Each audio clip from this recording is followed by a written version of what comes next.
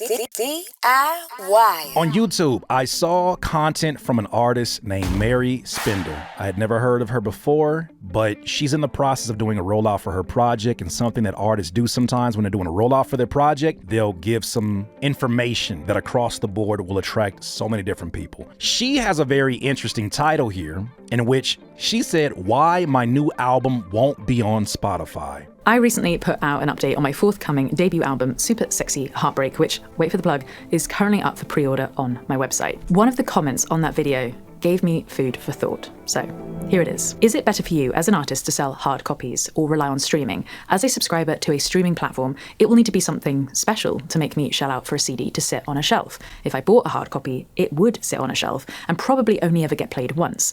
I assume that this would generate some income, but I presume over the course of a decade or more of streaming, there is actually a better return on investment. Just interested on which method fits better with ROI. I can tell you off top, that seems to be the perspective of a fan. Because if you knew how little the streams actually paid and why it's a reason you see artists still have physical products. I've given streaming a lot of thought over the past few years because it's been one of the major innovations in the music industry and has also had a profound effect on artist income.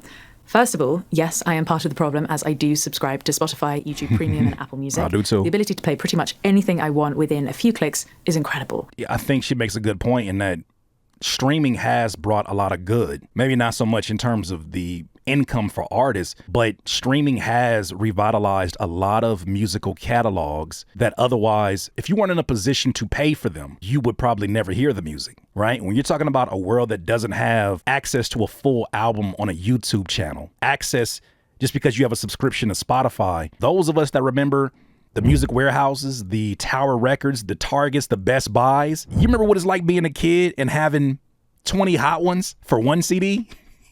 Maybe they're running a deal and you can maybe get two.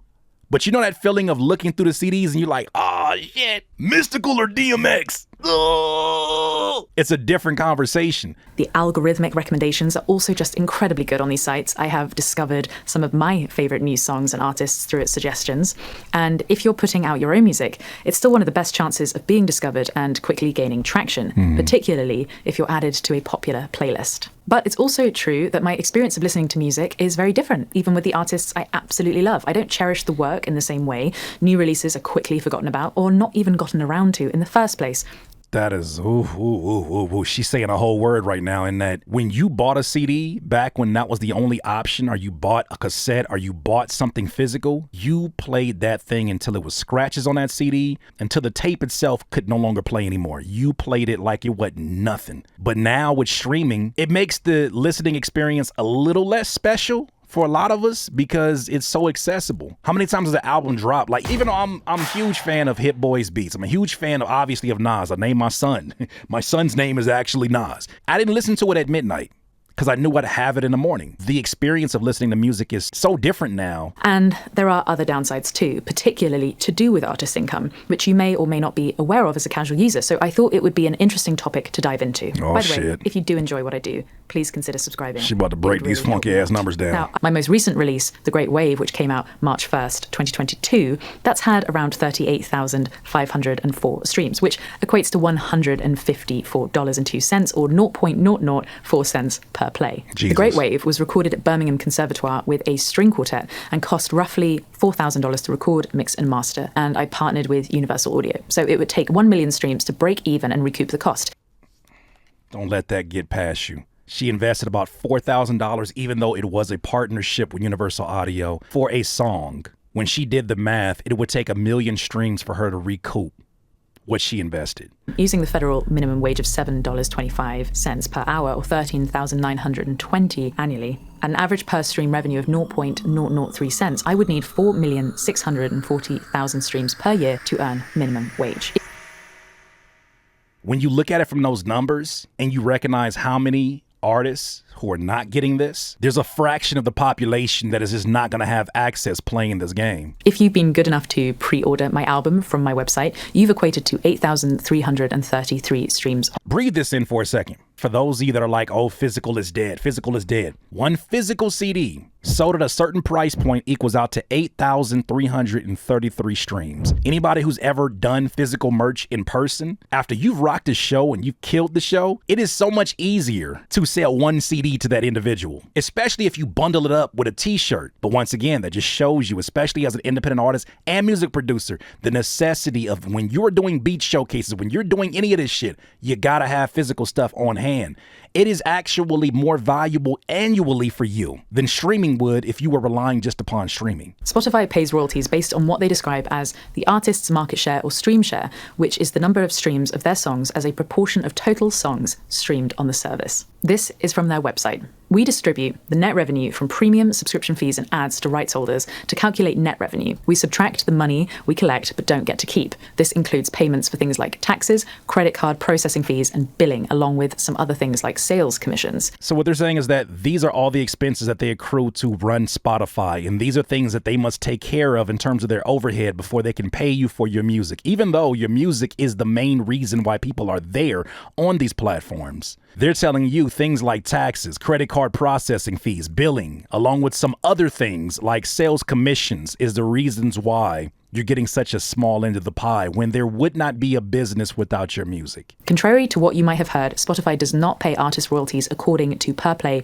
or per stream. You don't get paid per stream or per rate. They're doing a calculation at the end of the month, and they're even doing calculations that fraction that calculation. If you're part of a label, it's a different calculation. If you bought an album on iTunes that costs $9.99, the label receives $5.35 of that, while the artist gets somewhere between 90 and 99 cents. Just take a look at that shit for a minute. In the name of business, you can do whatever you want. It's not about what's fair, Curtis. It's about business. In the name of business, make this shit make sense. Because in 40, 50 years, when we look back on this, the general population is going to see this as absolutely ridiculous. If you've watched this far, you are directly helping support my music career. I have put a lot of heart and soul into this record, and it will be me sitting at my kitchen table hand signing all these CDs and stuffing envelopes, I think with my family members. And when the time comes, I will be releasing the album track by track on streaming services, or if you'd be so kind, pre-order the physical copy. It will come with a high-res digital download too, so yes, you don't even need a CD player, but you are truly supporting the cause. So thank you so much for watching. I hope you've learned something. This is the spirit I'm talking about. Like, this is the time we've been waiting on. There's an old guard, there's an old way of looking at the music industry as being this is the top of the mountain. However, the view has been obstructed because of the internet. What is Spotify without your music? What is Apple Music without your music? I like what Mary is doing here. She's saying, okay, for the longest, labels have had a monopoly on attention. They've had a monopoly on venues. They've had a monopoly on reach. They've had a monopoly on a lot. But by her saying here, as a supporter of what I do, some of you may want to support me through Patreon. That's cool. Some of you may want to still support me through streaming. That's cool. But it would mean so much more to me if instead of streaming a song 8,333 times so that I can make the purchase of one CD, how about you just buy one CD? Even if you don't play it. It's the same support that I get within a Patreon to a certain degree, except the fact that you now have something physical and you know that you have supported not only the music, but you've supported an idea. I'm with that. I'm with that 1,000% because I feel like that's the direction that things are going. DIYers, use what you have and don't forget the power that you have. In the same way that these streaming companies feel like, oh, they got the monopoly, man. Man, everybody's got a streaming platform they're subscribed to. I have to be on there.